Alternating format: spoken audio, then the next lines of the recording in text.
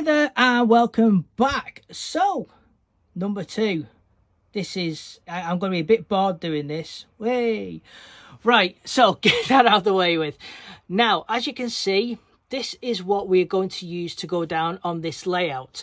Now, there are a number of things you can use. You could use a thin ply board. You could use maybe thinner like loft boards. But I've used these in the past, and the reason why is because of how thick they are. And if you just go down here to show you, if you need to lean over onto your layout, if you're doing something at the back, these are super strong, so they will take weight.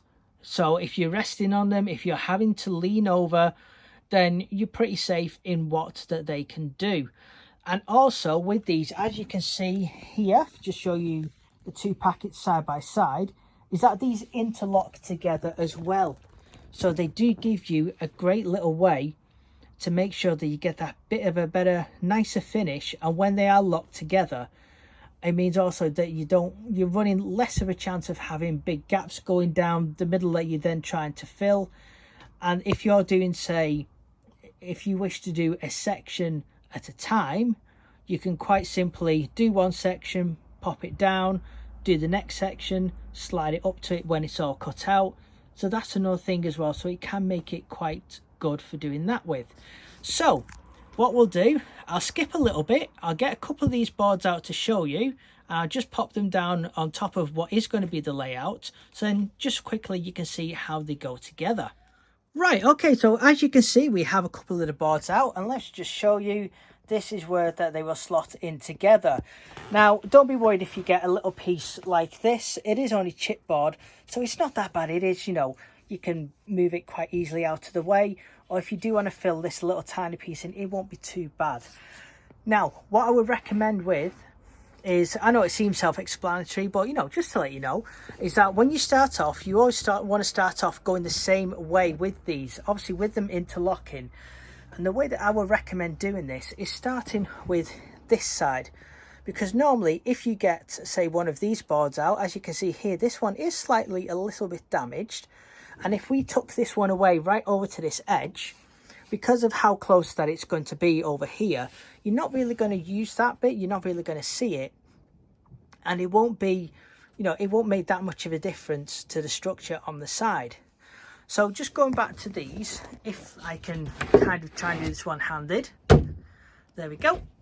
As you can see, how, yes, I know it's not perfect, but you can see there how it is slotted together. There is next to no gap going down the middle.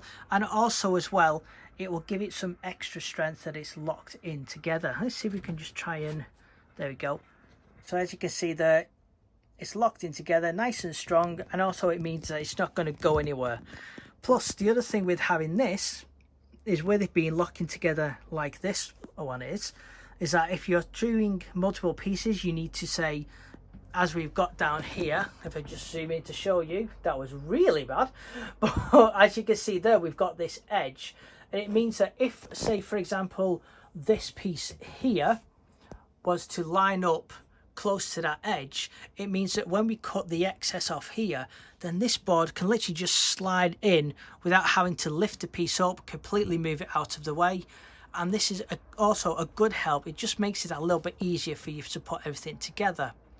So what we'll do, we'll get a few of these lined up next to each other on the top, on the top of the base, and then we shall see what these are going to look like and how sturdy that these actually are when they're on the base. Just quickly as well, while I've thought, if I lift this up, if you see here where we've got the gap in the middle underneath, when I said before about not putting too many struts in, because these are interlocking as well, it gives you that extra bit of strength, like I mentioned before. So if it is going over a gap and you do wish to lean or anything like that, again, you're using the strength and the thickness of these boards, so it's less likely to cause a bit more damage as well. So yeah, we'll jump straight back into it. We'll get some laid down and then you can have a look what they're like. So as you can see here, this is already starting to shapen up really nice. We've got a bit of a lip at the front here, so we could either maybe in time put an extra section out here, but also it gives a boundary to the layout too. So if you have anything, say, come off, you have got that bit of extra before it will be likely to drop. So you could make a bit of an edge, say a couple of inches or something like that, just as a bit of a catchment. As you can see, it's not quite gone round all the way up to the back, but that's perfectly fine for doing that with. And this is a little bit on the thick side, but as you can see, just a bit of a representation. Or if you if you wanted to make this into a layout that you may want for a display, you can see that it just gives that nice little bit of a barrier. But yeah, obviously I won't use something this thick.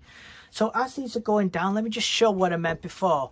So as we're looking to slide these in, because these have got the grooves, and you can see just how easily, yes, I'm trying to do this free-handed.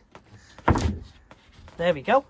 So you can see how easily these have slid together, and again how quick that is adding to the layout.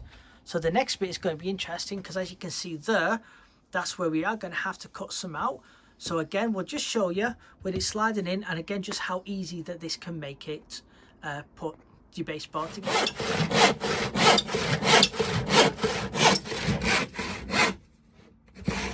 Right, so as you saw from that little action shot there, yes, that was me sat on here. So you can see with how strong that these are.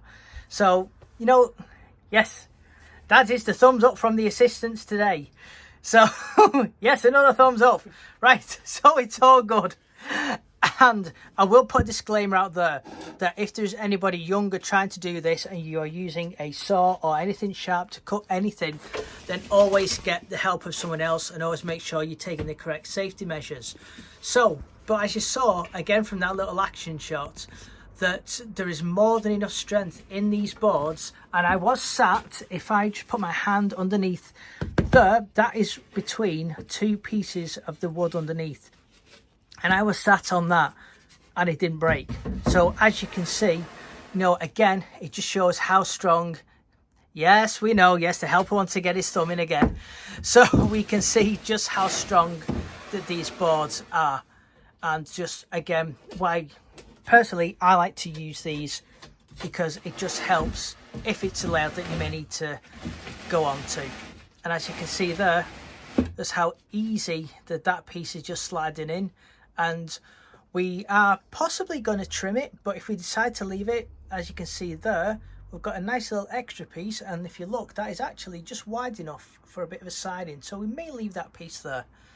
So right, we'll near enough finish up with this, and then we'll check back in with you and we'll show just how that we are going to secure these into place. So here we have it. This is the complete set of boards down. We've had to trim this one for the end. Again, with the sliding, it made it so easy just to slide into place. And then there's only one more thing left to do. And as you can see, you know, always get someone to give you a hand. But the last thing is just to secure these into place. So what we're going to do is we just have a couple of screws. As you can see, they are just long enough. You can use nails if you want to. Or if you've got a nail gun, even better, it'll take you seconds.